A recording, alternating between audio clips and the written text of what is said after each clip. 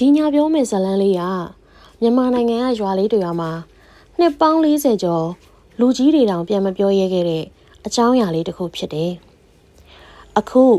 ဒီဇလန်းကိုနားထောင်ပြီးသွားရင်ညဘက်အိတ်ခါနီမှန်ထဲမှာကိုယ့်မျက်နှာကိုအရင်လိုအကြာကြီးမကြည့်နဲ့တော့နော်။2024ခုနှစ်မကွေးတိုင်းထဲကစင်ဖြူချောင်းဆိုတဲ့ရွာလေးလူဦးရေက900လောက်ပဲရှိတယ်။ရွာလည်းအကြီးမဟုတ်ဘူး။ဒါပေမဲ့ရွာမှာထူးဆန်းတဲ့စီကံချက်တစ်ခုရှိတယ်။အဲ့ဒါကညတကောင်ကြော်ရင်ဘယ်အိမ်မှမှန်မထားရဘူး။ရှိတဲ့မှန်အကုန်လုံးကိုလည်းအဖြူရောင်အဝတ်နဲ့ဖုံးထားရမယ်တဲ့။မြို့ကဓာတ်ပုံဆရာကိုလင်းထက်ကအဲ့ဒီရွာလေးကိုဒေါ်ကူမန်ထရီရိုက်ဖို့ရောက်လာတယ်။ရွာလေးကိုရောက်ချင်းသူတတိထားမိတာတခုရှိတယ်။အိမ်တိုင်းမှာမှန်တွေရှိတယ်။ဒါပေမဲ့ညနေ6နာရီထိုးရနဲ့အိမ်ရှင်တွေကတစ်ချက်မကြံအဝတ်အဖြူနဲ့ဖုံးပစ်ကြတယ်။ဒါဘာအယူအဆလဲကိုလင်းထက်ကမေးလိုက်တော့အဖွားကိုတယောက်ကသူ့မျက်နှာကိုအကြာကြီးကြည့်ပြီးတခွန်းနဲ့ပြောတယ်။ညဘက်မှန်ကမင်းမျက်နှာကိုအမြဲပြန်မပြဘူး။မှန်ကပြန်မပြဘူးဟုတ်လား။ကိုလင်းထက်ကရီးလိုက်တယ်။ तू ကအယူအဆတွေကိုလုံးဝမယုံနဲ့သူ။အဲ့လိုဆိုအခုညကျွန်တော်စမ်းကြည့်မယ်။ည12နာရီတရွာလုံးမီးပိတ်သွားတယ်။ကိုလင်းထက်ကသူ့တဲတဲ့အိမ်ကမှန်ပေါ်ကအဝတ်ဖြူကိုဖြည်းဖြည်းချင်းဆွဲချလိုက်တယ်။မှန်ထဲမှာသူ့မျက်နှာပေါ်လာတယ်။ပုံမှန်ပဲသူပြုံးလိုက်တယ်။မှန်ထဲကလူကလည်းပြုံးနေ။ဒါပေမဲ့ကိုလင်းထက်ပြုံးတာရက်ပြီးနောက်ကိုတလန်းဆုပ်လိုက်တဲ့အချိန်မှန်ထဲကလူကပြုံးတာမရက်သေးဘူး။တဖြည်းဖြည်းချင်းပိုးပြီးကြက်ကြက်ပြုံးလာတယ်။ပြီးတော့မှန်ထဲကကိုလင်းထက်ကနှကန်းလှုပ်ပြီးအတန်မထွက်ဘဲစကားတခွန်းပြောလိုက်တယ်။အခုဘသူကအစ်စ်လဲကိုနှလုံးခုန်တန်ကိုပြန်ကြားရတဲ့အထိရင်ထဲမှာဒိန်းဒိန်းဒိန်းဒိန်းဖြစ်သွားတယ်။ကိုလင်းထက်မျက်စိတစ်ချက်မှိတ်လိုက်တယ်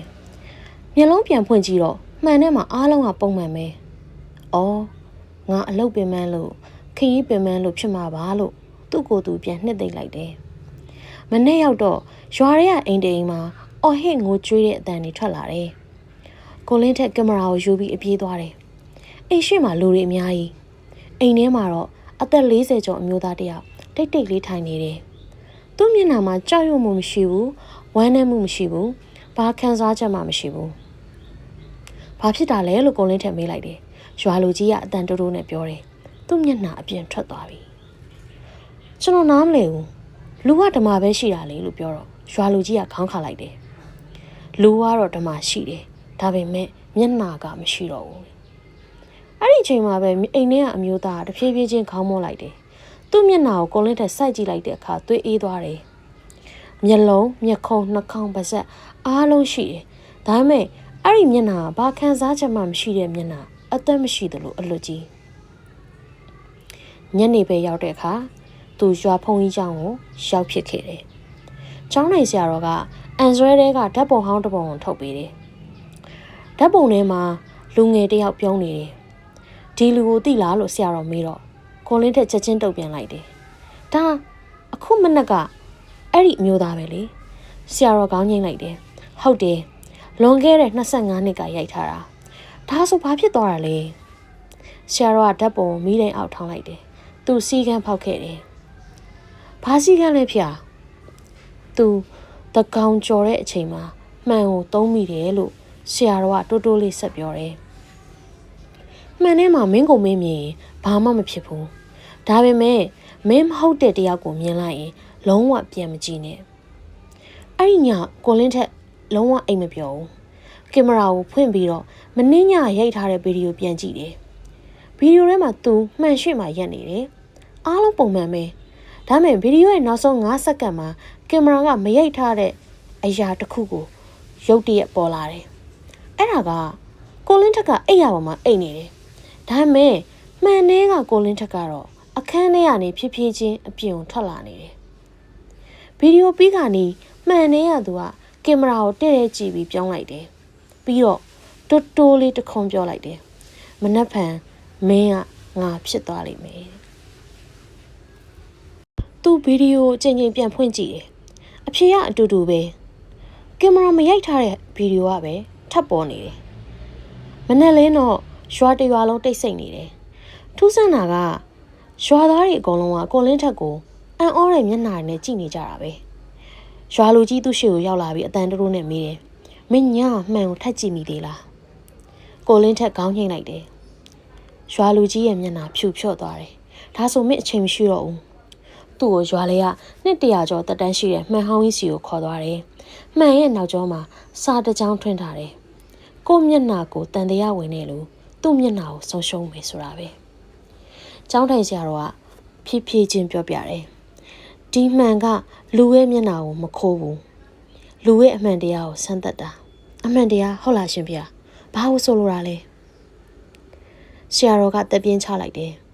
မင်းတခြားလူတွေအတွက်ဓာတ်ပုံရိုက်ပေးနေခဲ့တယ်ဒါပေမဲ့မင်းကိုမင်းတစ်ခါမှမရိုက်ဘူးအဲ့ဒီစကားကြားလိုက်တော့ကိုလင်းထက်ရုတ်တရက်သတိရသွားတယ်သူ့ရဲ့ကင်မရာထဲမှာလူထောင်ပေါင်းများစွာရဲ့ပုံတွေရှိတယ်ဟုတ်တယ်ဒါပေမဲ့သူ့ပုံမရှိဘူးဆိုတာလေဟုတ်နေတယ်ဆရာတော်မှန်ကိုလည်းညှိုးထိုးလိုက်တယ်အခုနောက်ဆုံးချိန်ကြည့်လိုက်တယ်သူအသက်ပြင်းပြင်းရှူပြီးတော့မှန်ထဲကိုဖြည်းဖြည်းချင်းကြည့်လိုက်တယ်